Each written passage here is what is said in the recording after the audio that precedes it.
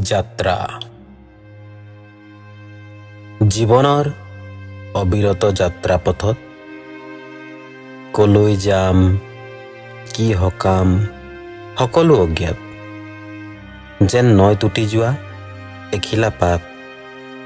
গৈ আছো মাথো নিশাৰ গগনত দেখিছো তৰাৰ তিৰবিৰ দেখিছো দিনত চৌদিশে নৰনাৰীৰ ভিৰ তথাপিও মই অকলশৰীয়া গৈ আছো মাথো বাটত যি পাইছো বুটলি গৈছো মিঠা তিতা সকলো হিচাপ নিকাচ পৰৱৰ্তী সময়ত হ'ব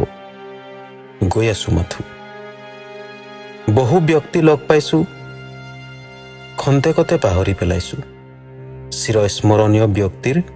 সান্নিধ্যও পাইছো গৈ আছো মাথো